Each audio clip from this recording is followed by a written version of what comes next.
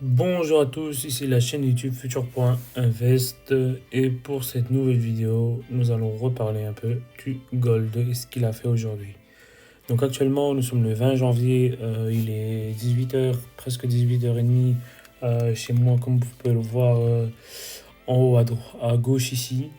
Euh, Maintenant, actuellement, nous sommes sur le graphique du DXY en 2 heures. Donc comme je vous l'avais montré dans la vidéo précédente, ici, nous avions ce canal haussier qui avait été cassé, retesté. Et voilà, donc dans le courant de la nuit dernière, donc là je suis en 2 heures, je vais peut-être descendre dans un time frame plus petit. Il faut aller voir. Non, je vais aller dans du 30 minutes peut-être. Voilà, donc dans le courant de la nuit, euh, voilà, donc c'était là, il a cassé, il reteste. Donc dans le courant de la nuit, il y avait juste eu des va et des viens.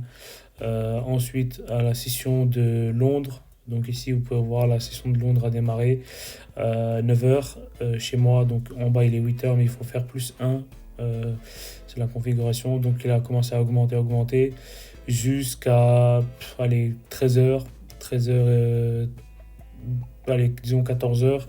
Donc là, c'était quoi? C'était l'ouverture du CBOT, donc une des bourses, enfin l'une des exchanges en Amérique, et ce qui a fait que le dollar a chuté brutalement. Brutalement, bon, il s'est stabilisé, il est encore parti chercher des plus bas ici, et là il est en train de remonter. Mais on peut clairement à ce niveau-là dire que la tendance haussière a été cassée et qu'on là on est dans une tendance baissière. Donc la tendance de fond, elle a pris le dessus à ce moment-là, et même une petite tendance baissière à court terme qui se prononce. Maintenant, l'impact que cela a eu sur le gold, je vais vous le montrer tout de suite et peut-être que vous l'avez déjà vu. Voilà ce qui est arrivé un peu sur le gold. Donc ici, nous sommes en 30 minutes. Donc ça, c'était le gros bull run que le gold avait fait de 1818 jusqu'à 1843. Et j'avais prédit hier que peut-être durant la session asiatique, il irait chercher les 1830, 31, mais il n'y est pas allé vraiment très très loin. Et là, on peut voir que après au démarrage de la session de Londres, il y a eu des grosses bougies, des va-et-vient ici. Là, il est là, 9 heures ouverture, là des gros viens, puis après il a chuté jusqu'à, on peut voir ici, 13 heures. Même cas que le DXY qui a augmenté jusqu'à 13 heures. Et là, on peut voir clairement 13h30, il a commencé à démarrer. Il est allé chercher les 1848.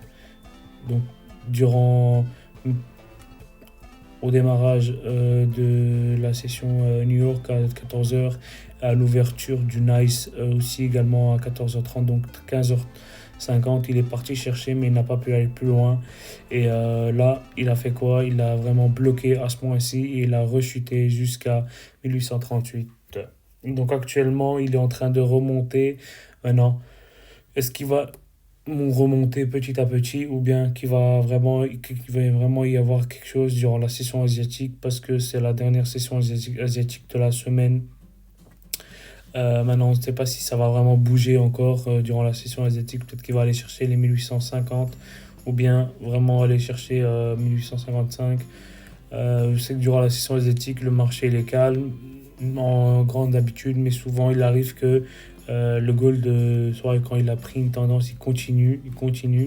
Maintenant, pour ça, il faudra attendre demain à l'ouverture de la session de Londres, donc 9 heures ici, 8 heures là-bas. Maintenant, pour demain, il y a d'autres choses aussi. Nous avons à 2h30 les Initial Jobless Claims. Ah non, excusez-moi, ça c'était aujourd'hui. Ben voilà, aujourd'hui encore, à 2h30, on a bien vu que les Initial Jobless Claims, donc un des indicateurs importants à surveiller pour tout ce qui concerne les États-Unis, donc le DXY. Donc ça, c'est la demande d'allocation de chômage. Voilà, Le précédent était à 231. Donc il était attendu à 232, mais au final il est sorti à 286K. Donc ça c'est mauvais pour le dollar. C'est mauvais pour l'économie américaine. Euh, Là également, il était attendu précédent 211, forecast prévu à 217, mais il est sorti à 231K. Donc beaucoup plus élevé que ce qui était prévu. Et même du précédent. Là également, beaucoup plus élevé que le précédent, mais moins que ce qui était prévu. Maintenant, également ici, existing home sales, donc la vente dans l'immobilier du mois de décembre. On voit qu'au précédent, c'était à 6,48, je ne sais plus si c'est millions ou milliards, mais là actuellement, on est à 6,18, donc même une grosse diminution, alors qu'il était attendu aussi à 6,35 millions. Donc là également, vraiment mauvais pour l'économie américaine. Donc ça, c'était les indicateurs clés à surveiller aujourd'hui. Mais je pense que pour celui-là, il n'a pas fait grand-chose. On peut aller voir vraiment. Donc c'était à 4 heures. Ça en est 4 heures. Donc ici, voilà, pas grand-chose. C'est là où peut-être qu'il est allé chercher les 1848. Après, on a vu qu'il a recommencé à chuter donc, à 17 heures. Donc 17 heures, on a eu...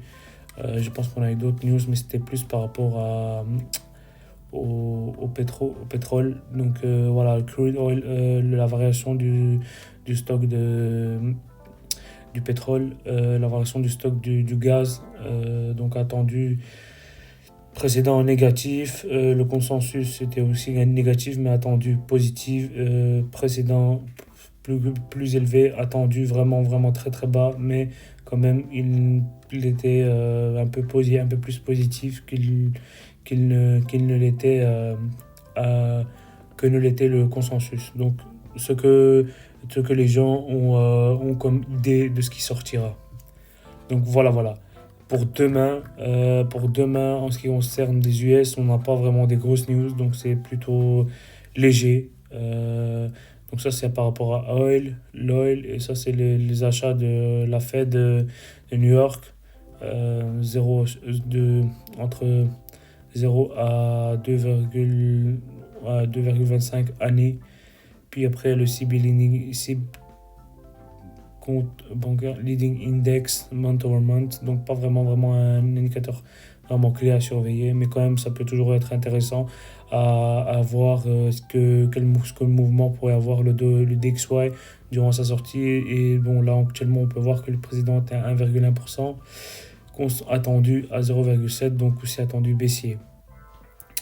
Maintenant, en ce qui concerne le gold, donc le gold ici, demain c'est la dernière jour de la semaine, donc dernier jour de la semaine pour le trading du gold également. On peut s'attendre à ce qu'il aille chercher son plus haut ou bien faire un pullback et vraiment aller vraiment encore plus haut. Mais actuellement, il a vraiment pris beaucoup cette semaine. Donc, si on regarde un peu, on analyse un peu tout ce qu'il a fait du lundi jusqu'à maintenant. Donc, ici, on est... Donc, lundi c'est 19, 18, donc 17. Donc, le 17, nous sommes ici. Donc voilà, ici ouverture à 1815 et actuellement on est monté jusqu'à 1848, donc vraiment une grosse fluctuation. Donc on peut s'attendre à ce qu'il fasse de gros mouvements demain, mais vu qu'il n'y a pas vraiment de news et qu'il y aura beaucoup de manipulations, je vous conseille de rester à l'écart. Parce que lorsqu'il n'y a pas de grosses news qui sont là pour impacter le DXY, il y a beaucoup de manipulation dans le marché. Donc ça veut dire qu'il y a beaucoup de spéculation. Donc le marché, il n'y a pas vraiment de liquidité. Donc le marché bouge beaucoup avec la spéculation et la manipulation des grosses liquidités. Donc pour demain, si vous voulez vraiment trader, donc observez ce que fait le DXY et agissez en conséquence. Je vais aussi vous montrer les résultats de mon test Fidelcrest, donc le challenge que j'ai pris, mais pour ça je vais faire une autre vidéo, donc ce sera juste la vidéo suivante pour pas vraiment aller faire une trop grosse vidéo pour vous, pour que vous puissiez vraiment avoir du temps pour digérer cette information avant que je vous explique ce que j'ai fait sur mon compte challenge. Ce sera tout pour cette vidéo. Likez, partagez, abonnez-vous si ce n'est pas encore fait et à bientôt.